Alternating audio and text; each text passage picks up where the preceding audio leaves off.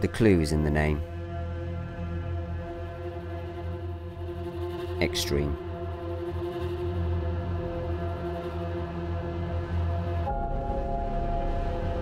And extreme grabs my attention, because not everybody can do extreme.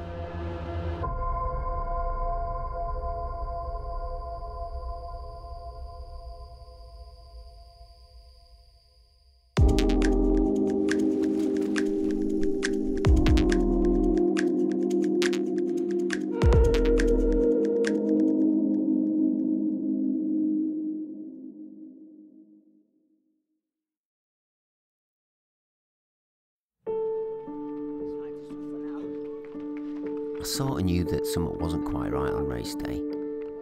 My body just wasn't working the way it normally does.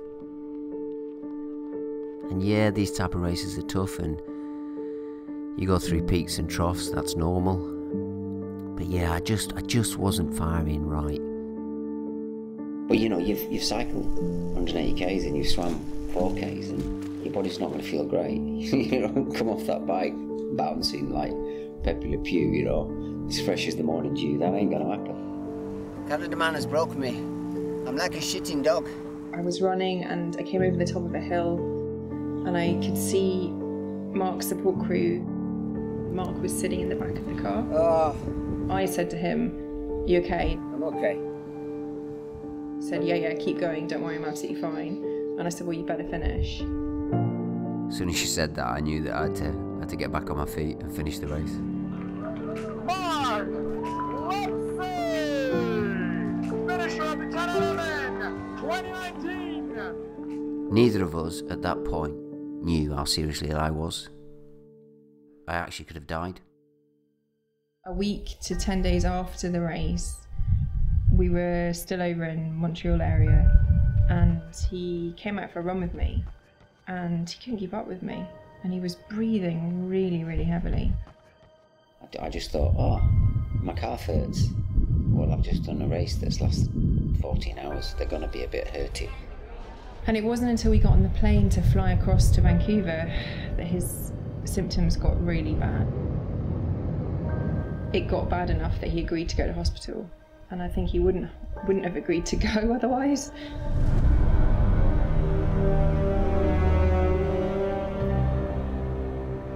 Shit, she's talking about me. She's talking about me. And she's talking about blood clots, severe pulmonary embolisms. You know, terms that I know are really serious. And I just have this surge of adrenaline just pumped through me. And then I turn to Caroline, and she realises as well. So the blood clot that he'd had in his calf for some time,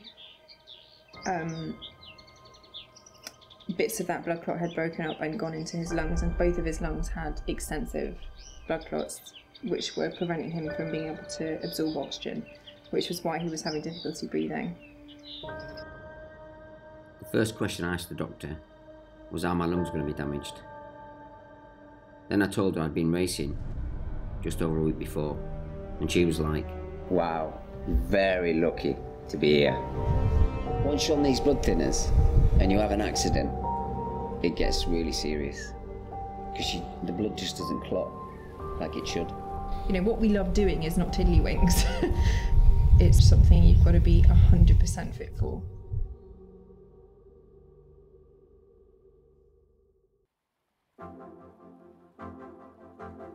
We always like to do an end of season race of some sort. So we were always looking for an adventure to have in November or December. It's our life. And the first question Mark asked the doctor was, am I going to recover fully from this? Can I train? When can I train? I wanted to do Ironman Brazil. You're doing great, darling. Looking good. When we race, we do it together, whether one of us is racing and the other's supporting, or we're both racing. We're always there for each other. Get back in the rhythm. Great stuff. Keep the eyes on.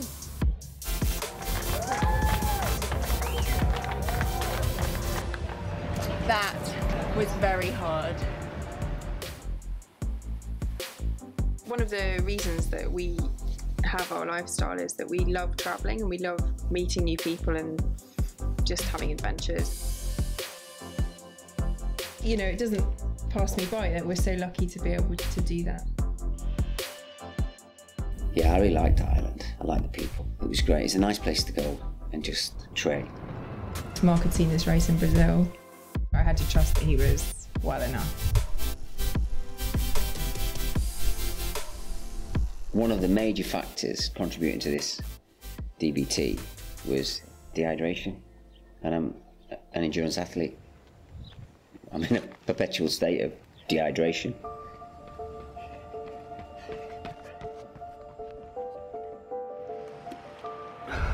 Caroline said to me, I'm responsible for everything on race day. So I gave her full autonomy on it, everything. I said, right, you tell me what to do, when to do it, how to do it. And I'll do my damnedest to follow the rules. We hired some town bikes with a basket on the front. She'd got an ice bucket full of ice, all my nutrition and water and stuff, and she would just follow me on the bike. Mark felt fit enough to train, and he was training well and training hard. But we had no way of knowing if he still had blood clots in his system.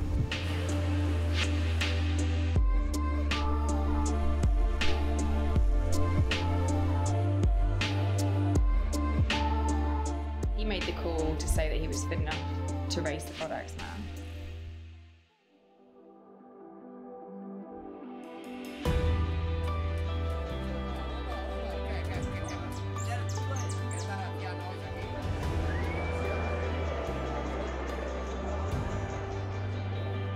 If we go to a race venue too early, I just get a bit stir crazy, because I just want it to happen. Principalmente para as autoridades que permitem essa prova e na sequência os patrocinadores e a vocês atletas que são a razão da prova existir. Então, the race organisers said, "Oh, we'll try and find you somebody to help you." And we thought maybe we would, maybe we wouldn't, and there were a few false starts, and then we ended up with Marcella, who was just the most amazing girl. So Marcella volunteered to help Caroline look after me. Life is richer with relationships that help you develop as a person and bring you joy and bring other people joy. And it's really that simple. What I love about what we do is that we travel to the most amazing places, which in itself is special. But then we just meet these brilliant people everywhere we go, and everyone you meet gives you a different perspective on life. We just make good friends wherever we go.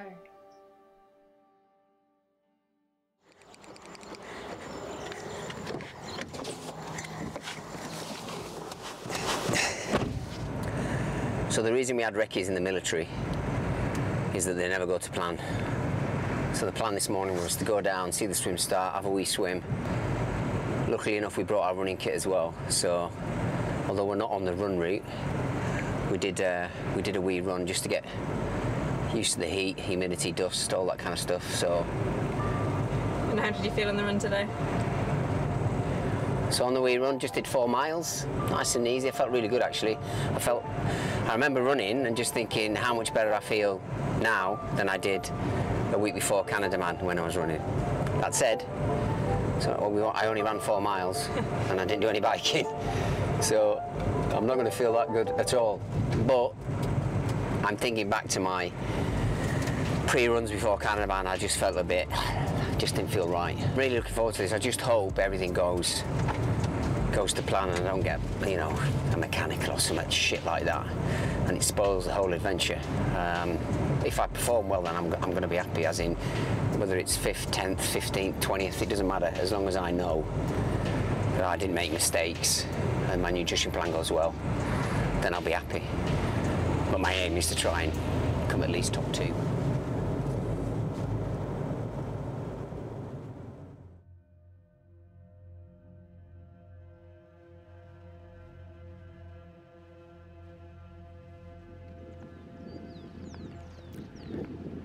Mark's going to have a little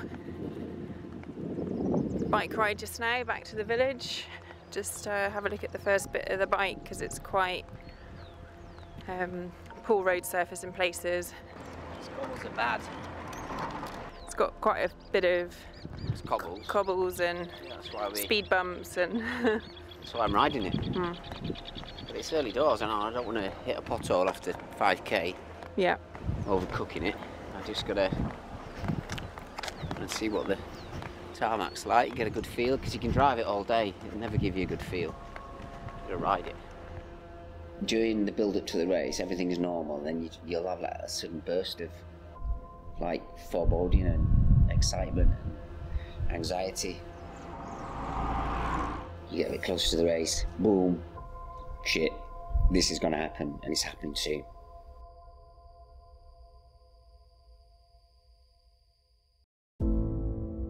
So it's 3:30? Yeah, 3:30 in the morning, yeah. We were up at, I don't know, what time were we up? 1:30. 1:30, 3 hours sleep, yeah. Swim start, got half an hour to go, it's still dark. I think the first lap's going to be in the dark. Yes. Just wanted to get on with it and just yeah, get into the race and settle in and enjoy. When you're going into a race like this, you don't want to be worrying about somebody else. You only want to be worrying about yourself, because that day is so demanding for you. See you later, yes. You've got enough to think about.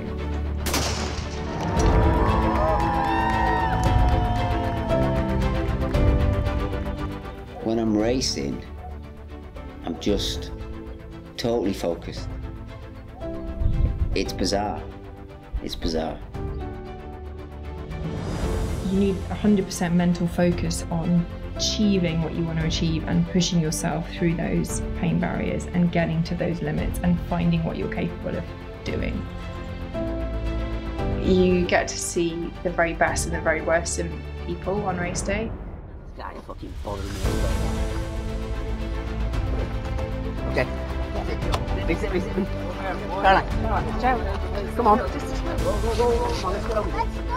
And I just turned into this idiot and race, and I think, you know, I race better with that type of mentality. Don't forget, swim skin first. I think a lot of people would find the way that Mark is on race day abrasive. He does get angry, but for Fodax, man, we both knew how important it was for him to get this race right after what had happened at Canada, man. Swim skin. Oh, for fuck's sake. Come on, tell me earlier. You shouted. I just saw. Anywhere after the thing. I got on the bike, and then, because you're on your own on the bike, I just tell myself, right, Mark, settle in. Just settle in. Nice! Vamos! Up! Go! When I'm a support crew, especially for Mark, I approach it in the same way as I would if I was racing. Doing great. The guy ahead is about 5 minutes. Okay. Because if you lose your concentration and you make a mistake, it costs the other person their race. I'm just maybe 10 minutes into the race, and I hit this speed bump. And I'm on my aerobars in the air, and everything just went slow-mo. And in that period of me being airborne, I thought, shit, when I land, I'm going to be shaped like a swastika on the floor, hurting a lot, bleeding. I'm on anti-coagulation drugs, so if I get a head injury, that's really serious. I could, you know, my blood doesn't clot. And then I thought, Caroline's going to drive around this corner and see me in a bag of shit on the floor. This is all going through my mind in this split second of being airborne, alright? And I'm thinking, holy shit, man, you have just pissed away 6 months of training. You're in great shape, and you're just being a dick. You're not concentrating. So this is all going through my mind, because I hit it hard, really hard. And I thought, no way, there's no way I'm going to save it. And I landed, and I rode off.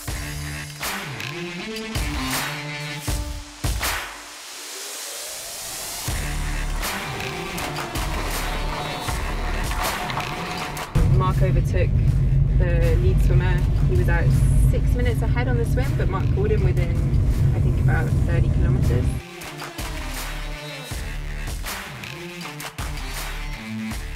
And then at the Rastro, you're about maybe 3.5 hours into the ride.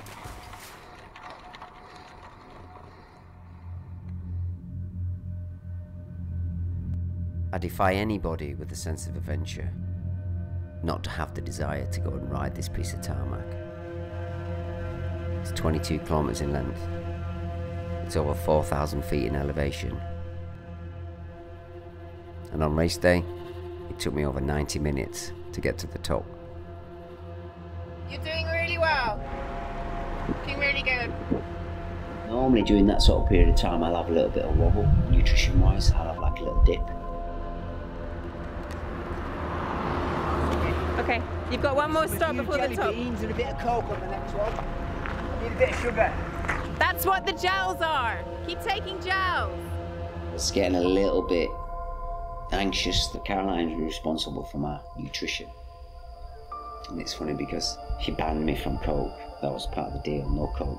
No coke. In here we have some drinks and emergency coke, which Mark is not allowed unless everything's going wrong, but he has already asked for it when he was told no.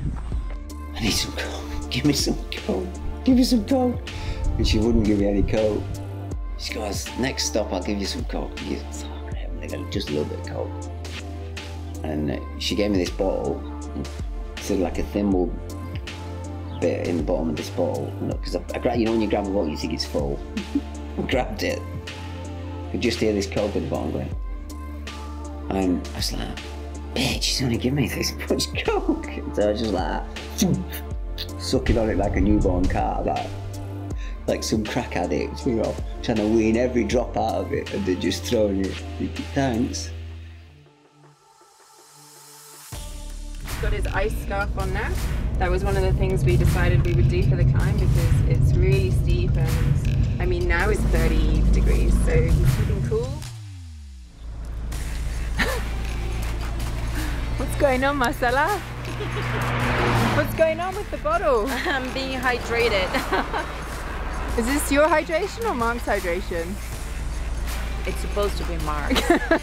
Marcella was right down the window. Hi Mark, how are you okay? How are you feeling? What would you like?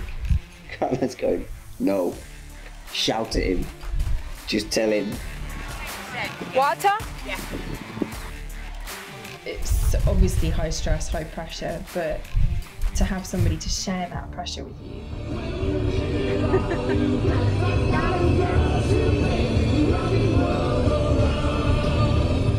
It was amazing. She was absolutely fantastic.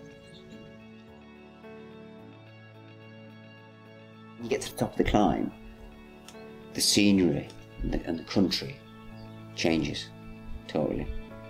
And it's just big, sweeping, long roads, super fast descents you could see for 10 miles.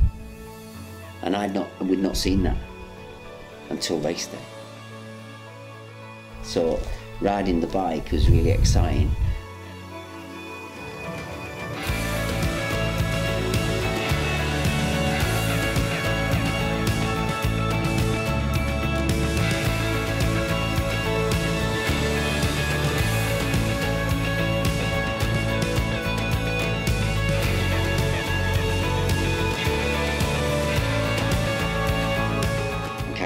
Shot ahead, set up the transition.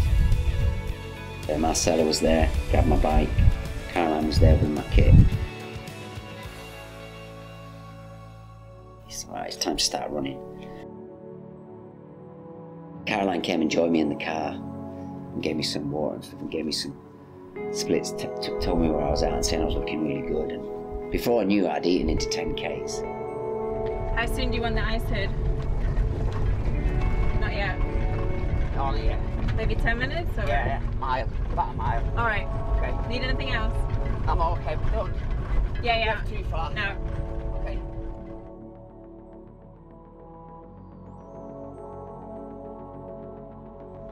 It was starting to get really hot in the day Pouring water. Pouring water. We were going into an isolated area of the race and we'd started to get low on water because he was just dousing himself with so much water and drinking a lot. I formulated a plan with Marcella for her to go ahead and pick up some more water from a garage and some tap water for us to use to pour on him. So I grabbed enough stuff from the car to support Mark for 5 kilometres while she went and did that. Caroline came up and then she said, oh, I'm going to run with you for a bit, I'm going to run with you for a bit.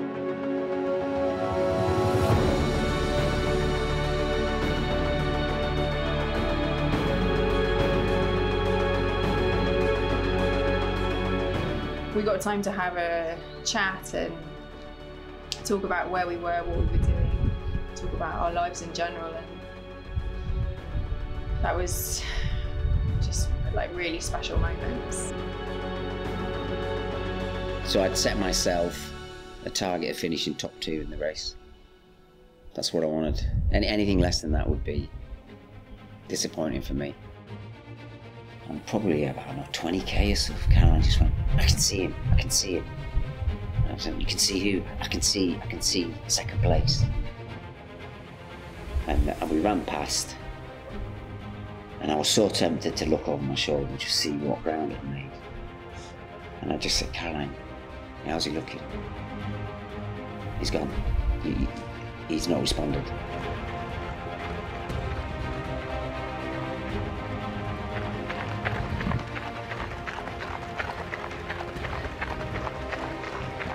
How are you feeling? As well as you can be. Yeah, I felt a lot worse. The gradient on this is what? I don't know, 10, 15? At least. Know. If I know I've squeezed that sponge dry, then I'm happy. It showed me getting shot by a sniper. I was going to finish, and I was going to finish second. I was just so proud of him to have not just got fit from being so sick, but to have had the mental strength. These races, right, the clue is in the name, extreme. And extreme catches my attention. So not everybody can do extreme.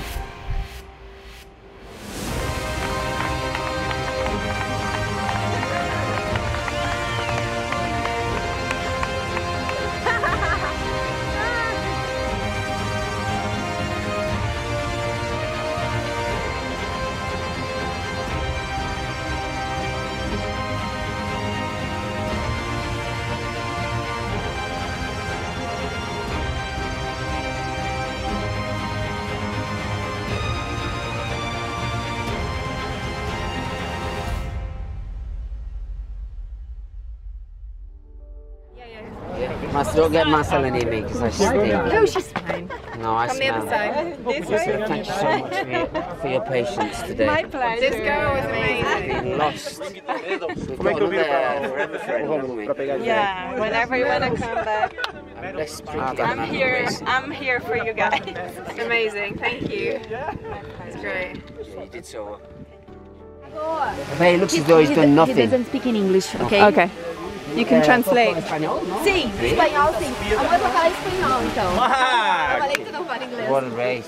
You did so well. Well done. Well done. You look as though you've done nothing.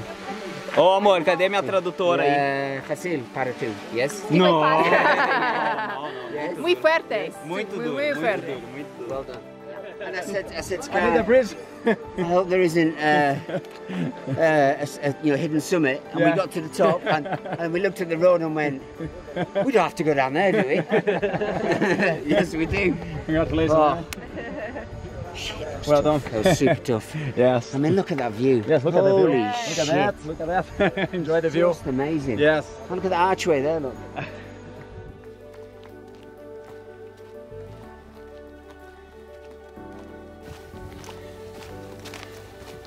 Deeper than it looks. Because I know cameras just lie. Okay.